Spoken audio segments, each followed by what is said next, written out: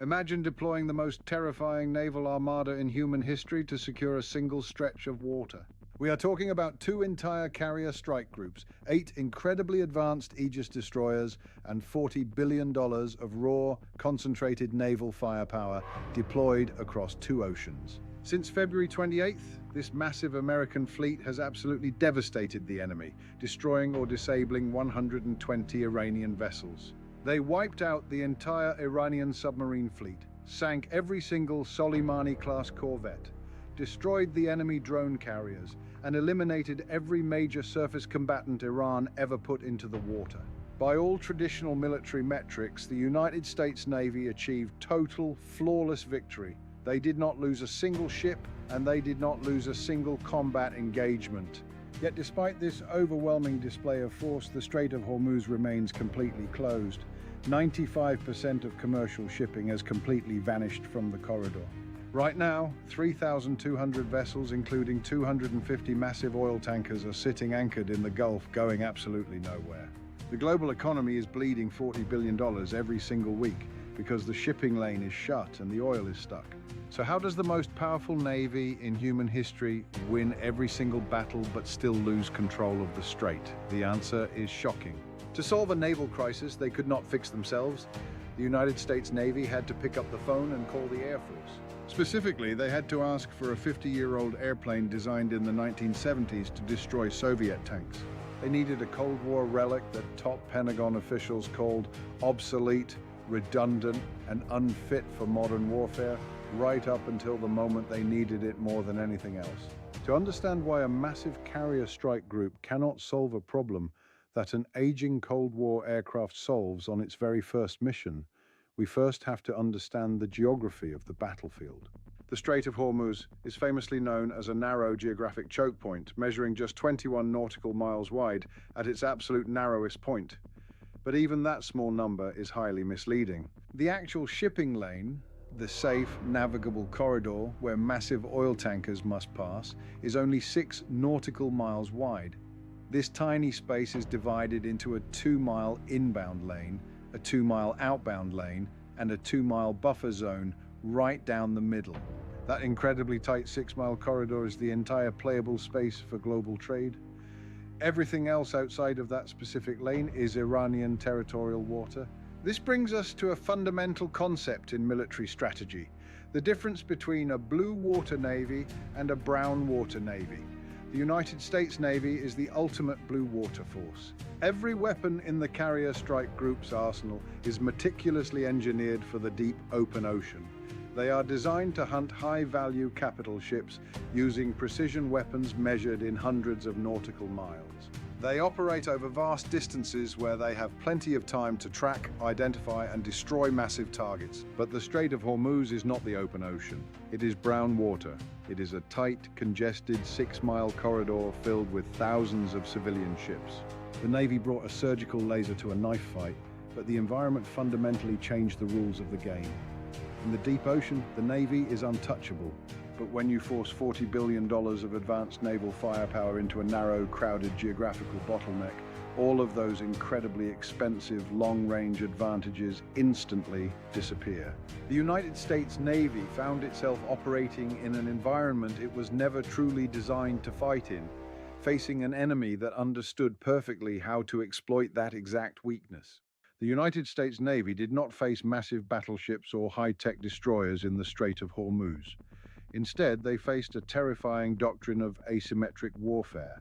Inside that narrow corridor, the Islamic Revolutionary Guard Corps Navy operates more than 1,500 fast attack craft. We are not talking about warships, we are talking about small speedboats. These boats are built with cheap fiberglass and composite hulls, and most of them weigh under 15 tons. But what they lack in size, they make up for in staggering speed. The slowest of these speedboats can run at 50 knots. The fastest ones easily exceed 70 knots.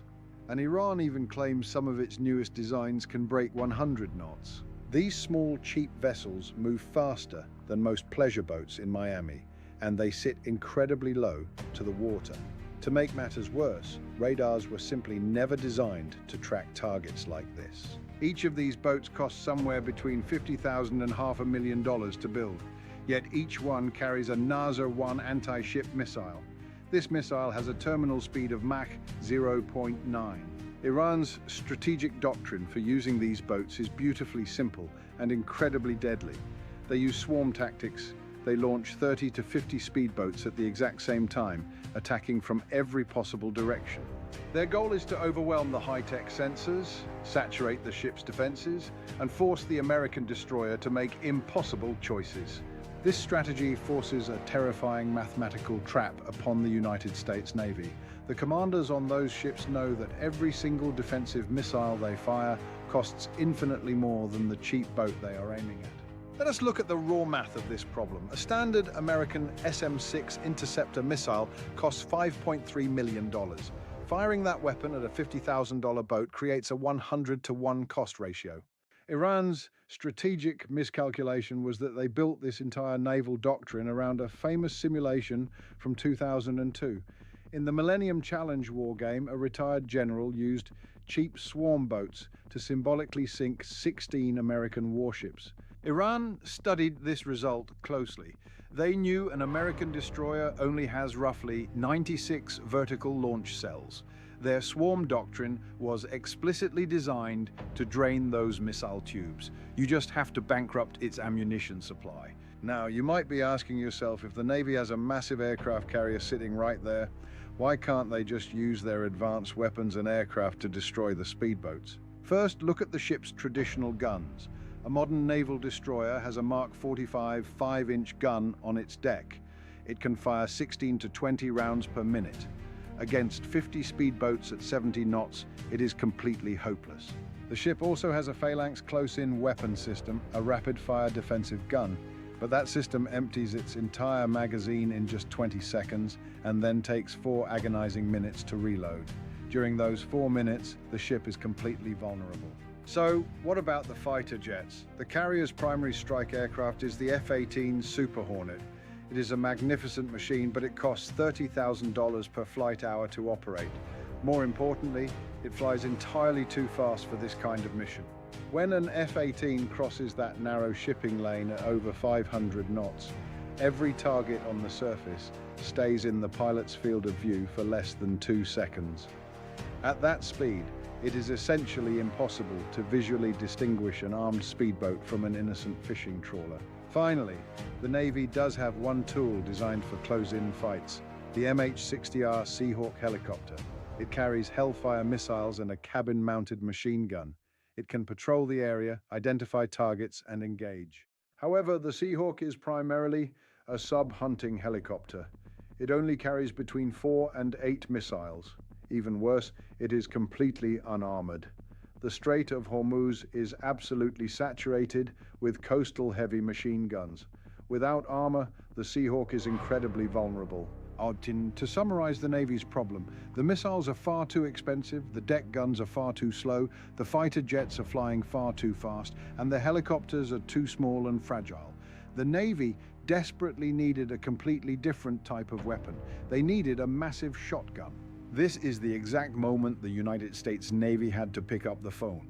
The ironic part of this entire crisis is that the perfect weapon to solve it already existed. In fact, the Pentagon had actively been trying to throw it away because they thought it was obsolete. That weapon is the A-10 Thunderbolt II, universally known as the Warthog.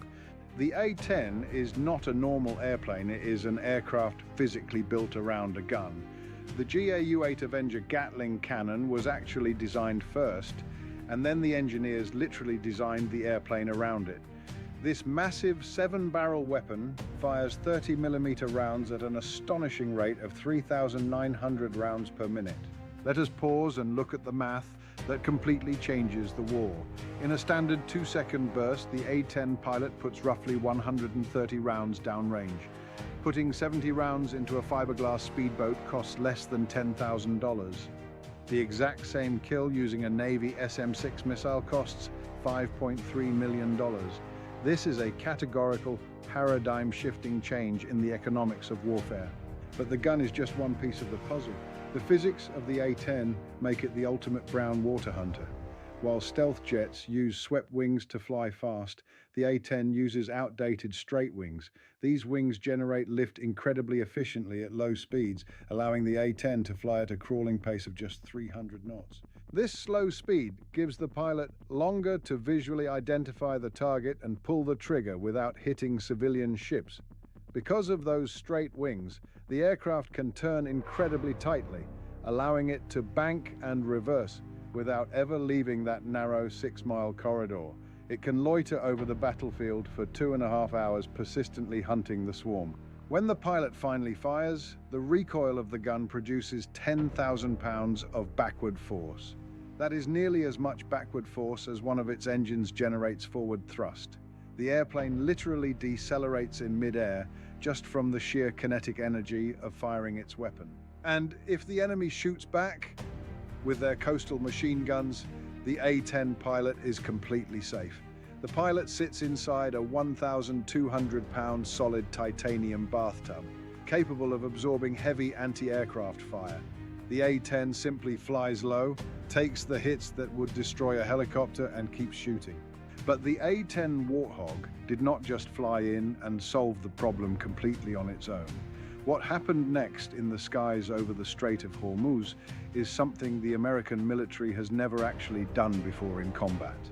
To defeat the Iranian swarm doctrine, 3 different branches of the United States Armed Forces had to operate simultaneously over a single 6-mile naval corridor. Each branch covered the specific blind spots the others could not fill. Layer 1, Air Force A-10s at 3,000 feet. Layer 2, Army Apache attack helicopters staged directly from Navy platforms at 200 feet. Layer 3, Navy Aegis destroyers maintaining the high-end air defense umbrella. By letting the Air Force and Army handle the cheap boats, the Navy preserves its multi-million-dollar missiles for actual high-end threats. This beautifully orchestrated, combined arms stack completely shatters Iran's wargame assumptions. Iran built an entire naval strategy assuming the Navy would fight the battle alone. When you change the variables of the equation, the entire strategy collapses. The Navy's vertical launch cells now last 10 times longer, and the strategic corridor is completely locked down. This brings us to a terrifying question about the future of global security and maritime trade. We have clearly established that the right tool for the job always wins, but the stark reality is that the A-10 Warthog is officially scheduled to retire. Eventually, the titanium bathtubs will be grounded forever. The real question is this: when the A-10 finally leaves the inventory, what exactly is going to fill the massive gap it leaves behind? We do not worship the machine itself, we worship the brutal mathematics of the equation. And the math of Hormuz is clear. In the future of warfare, the most expensive weapon does not win. The right tool wins.